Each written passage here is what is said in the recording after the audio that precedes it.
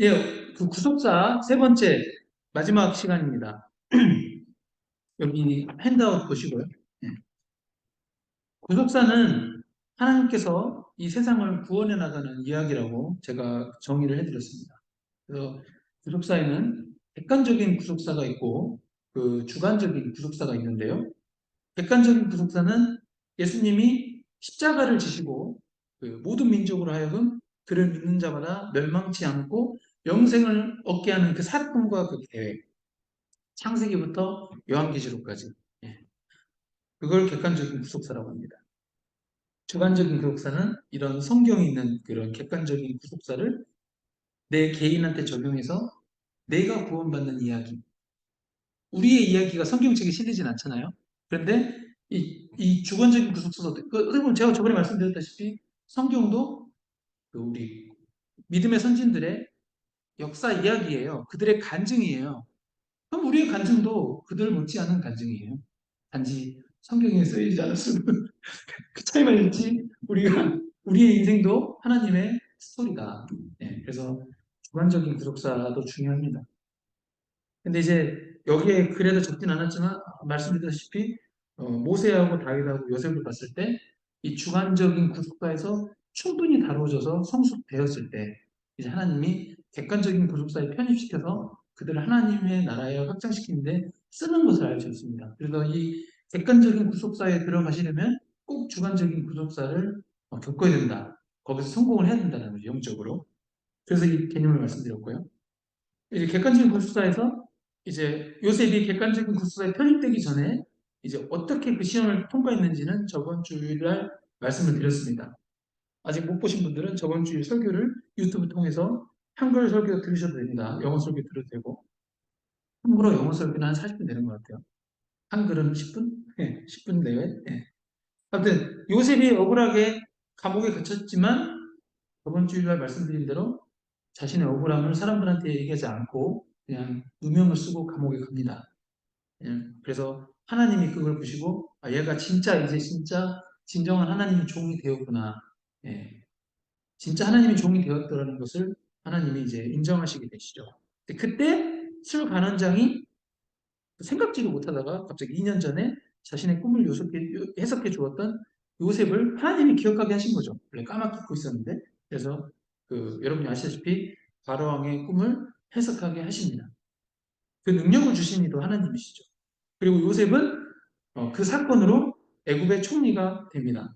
근데 아까 영어로 제가 말씀드렸는데 이거를 요셉이 총리가 된 거를 이렇게 해석하는 목사님이 있어요. 저 누군지는 모르겠어요. 근데 그렇게 들어가지고 고생 엄청 해가지고 고진감래 고생을 엄청 많이 해서 이제 성공했다 뭐 이런 식으로. 근데 그게 아까도 영어로 말씀드렸지만 고생 안 하는 크리스찬이 어디 있어요? 대부분 많이 고생하시잖아요, 다들. 그럼 다들 우리 총리 돼야 되는데 안 되셨잖아요. 저도 안 됐는데. 하여튼 뭐 고진감래 컨셉이 아니고 고생은 다 똑같이 하는데 그냥 하나님이 요셉을 선택하신 거예요. 예. 요셉을 선택해 쓰는데 요셉이 또 그 그릇에 맞게 통과가 된 거고. 예. 조련을 잘 받아서. 아멘? 예. 그러면 되게 이제 삶이 성경을 보는 눈이 확 달라집니다. 예. 이거를 자꾸 고진감래 이렇게 생각하니까 다들 막 예수님 믿고 세상적으로 총리가 되보겠다 이런 잘못된 해석을 하게 되는 거잖아요. 예, 총리 아닙니다. 총리. 총리 되는 거 아무 상관없습니다. 자기 욕심입니다. 그거. 아멘? 하나님이 그렇다고 해서 총리 되지 말으시라는 건 아니에요. 예. 하나님 시키시면 하세요. 하나님 시키시면 하십시오. 그런 의미 아닙니다. 예. 하나님이 이제 중요한 거는 하나님이 아브라함에게 약속했던 내 자손이 그 다른 나라의 종이 되어서 400년을 노예 생활하다가 가나안 땅으로 이끄시겠다는 말씀을 이루려면은 먼저 이스라엘이 애굽에 정착을 해야 되잖아요. 애굽에 가서 노예 생활을 400년 정도 해야 되잖아요. 예. 400년 정도 해야 되기 때문에 어, 이때 요셉을 먼저 보내시고 요셉 덕분에 하나님 요셉을 통해서 야곱의 70인 가족이 그 애굽의 고센 땅이죠. 고센 땅에 이제 정착하게 됐죠. 근데 정착하게 된 게 요셉이 도구로 쓰임 받았기 때문입니다. 아멘. 예, 그래서 이러한 이 구속의 역사, 객관적인 이 400년 노예 생활하고 출애굽하는 이 역사를 이루기 위해서 이 객관적인 구속사의 요셉을 총리로 쓰신 거예요, 그냥. 예, 빗자루. 아멘? 예. 제 표현이 좀 촌스러울 수 있지만 맞는 것 같아요, 저는. 그게 예, 막 포장을 예쁘게 할 필요 없고. 결국 객관적인 구속사로서 하나님의 경륜을 이루기 위해서 이 국무총리가 되고 그렇게 쓰임 받은 것일 뿐입니다. 예. 역사의 주인공은 요셉이 아니라 하나님이다. 아멘. 하나님이 이때는 400년이라고 했는데 여기 제가 영어 설교에는 그 말 안 한 것 같은데 근데 정작 나온 거 보면 430년에 나왔거든요. 예. 그러니까 430년에 그 얘기는 뭐냐면은 광야 생활 40년, 그다음에 왕자로서 40년, 그 80년을 빼면은 350년, 그죠? 350년쯤에 모세가 태어나가지고 원래 50년 뒤에 400년에 나갔어야 되는데 하나님은 준비가 됐는데 이게 중요한데요. 모세가 아직 준비가 안 된 거예요. 예, 그래서 모세 덕분에 30년이 더 걸린 겁니다. 너무 제가 어거지 해석하나요? 아닙니다, 여러분.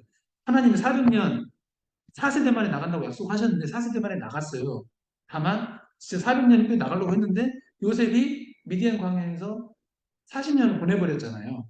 예, 요셉을 다듬어야 됐기 때문에 그래서 어찌됐건 430년 만에 나가게 되는 구속의 역사가 이루어집니다. 예, 그 정도는 뭐 저기 예쁘게 봐주실 수 있잖아요. 꼭 400년 만에 나가야 되는 거 아니잖아요. 그죠? 할렐루야? 예, 예, 그렇습니다.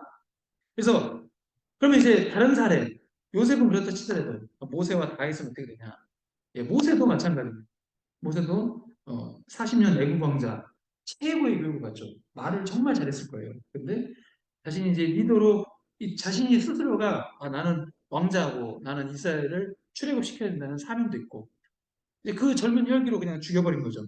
애굽인은. 근데 하나님은 그 혈기를 죽이기 위해서 모세를 미디안 광야로 보내버려가지고 40년 동안 영단하십니다. 그래서 말을 그렇게 잘하던 모세가 미디안 광야에 40년 보내고 나니까 말을 못하더라. 그렇죠. 아시다시피 맨날 양하고만 있는데 양치기만 했는데 양들이 무슨 말을 하겠어요. 아니, 양이 어떻게 울지? 하여튼 그렇게 양은 어떻게 울지 모르겠는데 하여튼 양이 맨날 말을 못하는데 양 말만 하려고 뭐 어떡하겠어요. 그래서 말을 못하게 된 거죠. 되게 겸손해졌어요. 네. 이게 주관적인 구독사입니다. 이게 놀라운 것이 하나님이 이런 자를 쓰셔서 이런 거대한 역사를 일으켰다는 것이 하나님이 전지전능하다는 걸 또 보여주시는 거죠. 아멘?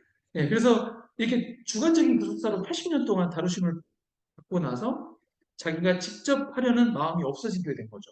이거 중요합니다, 여러분. 예, 모세는 처음에는 왕자일 때는 자기가 하려고 직접 이렇게 해버렸는데 안 됐는데 이제 정작 80년 지나서는 자기가 직접 하려는 마음이 없어진 겸손한 모습. 예. 하나님이 하란 대로 이렇게 왔다 갔다 하죠. 예, 하나님이 하란 대로.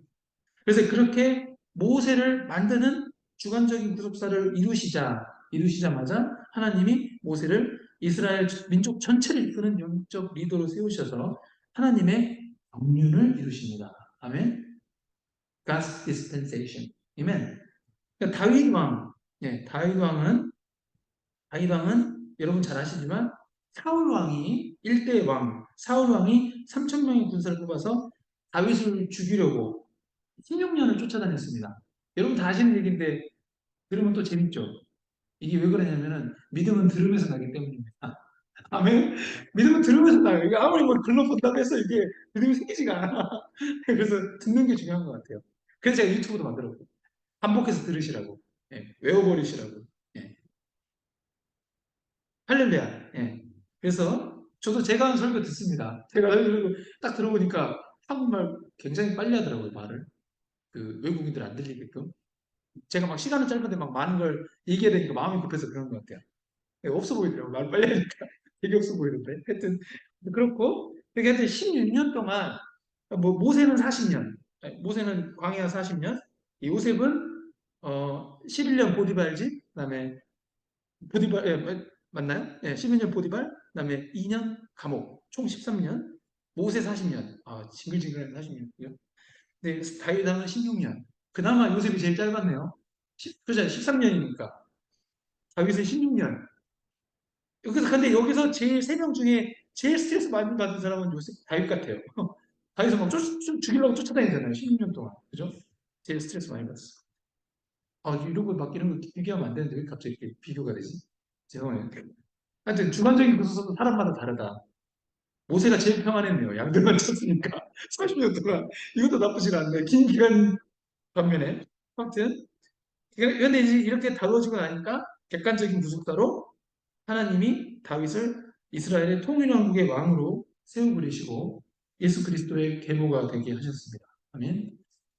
여기서 시사점은 여기 써놓긴 했지만 제가 잘 읽어드리겠습니다. 이게 여기 보시면 사실 모세도 그렇고 다윗도 그렇고 요셉도 그렇고 인간적인 눈으로 봤을 때는 요셉은 13년을 인생을 망하게 산 거고 그죠?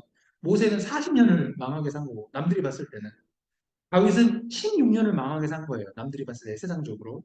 근데 우리의 인생이 표셔도 안 풀렸는데 하여튼 우리의 인생이 잘 안 풀리고 이렇게 광야 같은 곳에 하나님이 처박아 놓는 것은 이제 우리를 낮추셔서 하나님의 객관적인 구속사에 우리를 사용하고자 하십니다. 진짜입니다. 예.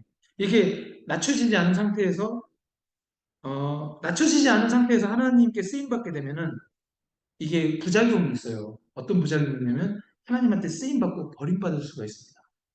이게 진짜 무서운 겁니다. 예. 왜 제가 한 번 구원은 영원한 구원이 아니라고 제가 역으로 그러겠어요. 우리의 삶에 어려움이 임할 때마다 우리를 겸손케 하시려고 연단하시고 나서 이 주관적인 구속사가 이루어진 사람들을 통해서 하나님이 객관적인 구속사에 우리를 편입시키는 것이 하나님의 경륜이고 우리가 이런 경륜을 찬양해야 되겠습니다. 이게 주관적인 구속사에서 충분히 다뤄지지 않고 갑자기 하나님의 그 어떤 일을 하게 된다. 그러면은 여기 아까 말씀드렸던 바로 사울이죠. 사울 왕.